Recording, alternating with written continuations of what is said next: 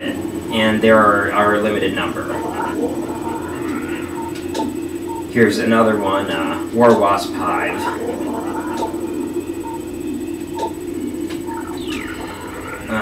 You'll see a lot of these in the Chozo Ruins in particular. Oh wait, did I do the same thing I did last time? Yes I did. This isn't the way I'm supposed to go. But I might as well scan these guys. Scarab. These guys are pretty annoying. They blow up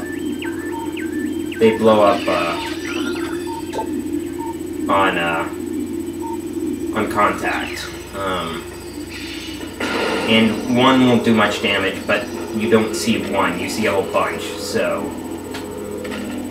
you want to, you want to avoid having a swarm blow up in your face, because that will do some damage.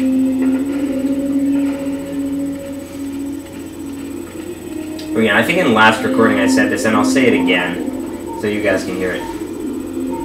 You know, if there's a complicated evolutionary explanation for why they blow up, I mean, I don't really buy it. Why not just say, these guys blow up? Because, I mean, I don't know of any life form in real life that actually explodes. And even if it were possible, I mean, even if there, it's just like, that doesn't quite seem right. And trying to formulate some, you know, scientific explanation for it, it just is like, no, I don't believe you. This is an Eyon, another of the less believable creatures here, because it shoots a laser out of its eye constantly. Where does it get all that energy? So I can't kill those guys right now. I can only close the eye for a bit.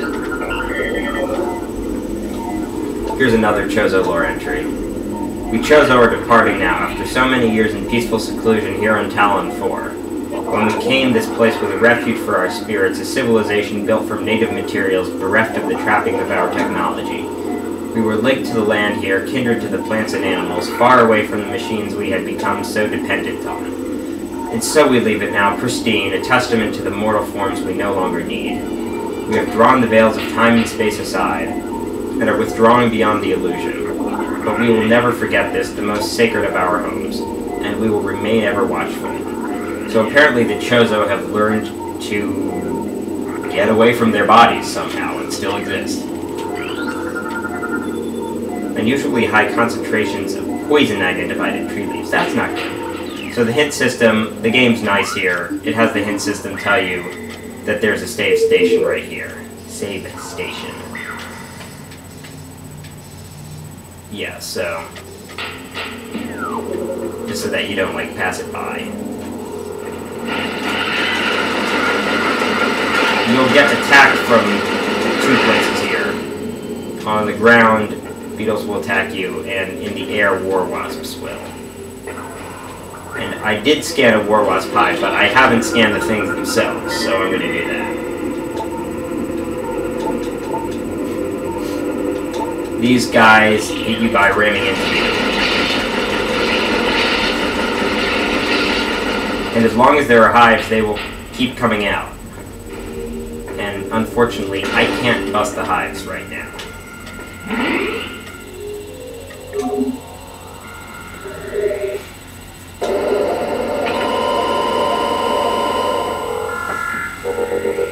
Alright, hopefully this next part will only take me one try this time.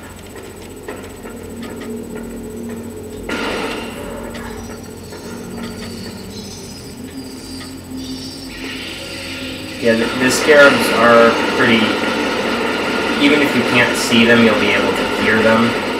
So you'll know when they're there, and if you just, you know, hold down the L button, then you'll lock on to any stray ones around.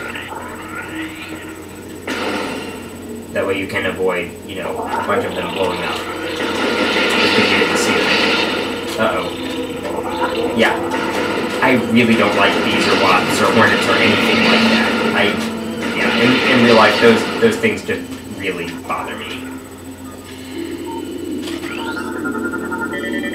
And here's Tangle Weed. This thing can't hurt you. This stuff can't hurt you, but it will slow you down.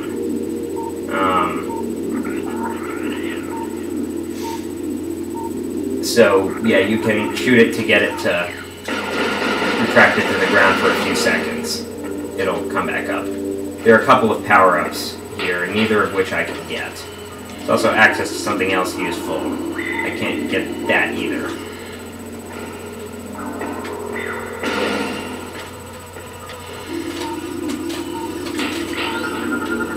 And this is a Plazmite, one of the things that we saw on the Orpheon.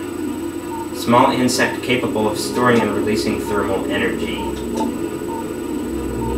You need a whole lot of thermal energy to make light from it. I mean, that's what happens in a standard incandescent light bulb. Storing that amount of energy in your body would be like, that's not going to happen. But, you know, we have things, we have insects in real life that can store thermal... not that can store thermal energy, but that generate light. They're called fireflies. I don't remember how they generate light, but it's certainly not by storing thermal energy. So this is what the map said to investigate. This is the question mark room. And it's tilted.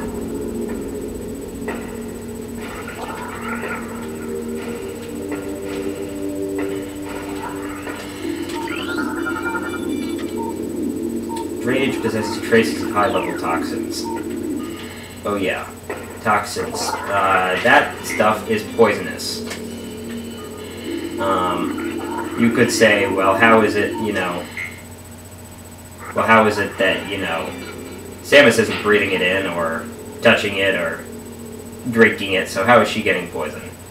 I'm just going to say that it's corrosive also, so it, like, eats through her armor or something. Elevated bridge looks worn but functional.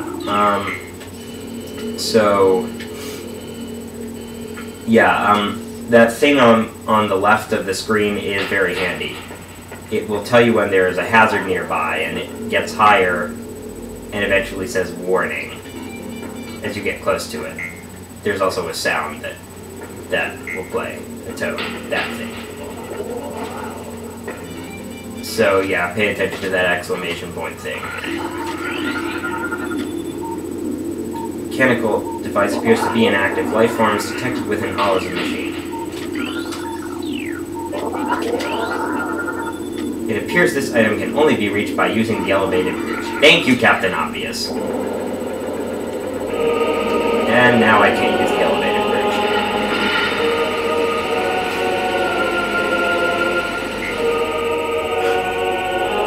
Okay.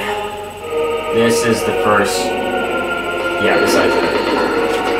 Scan one of these things as soon as you can. These are not the same as ordinary War Wasps.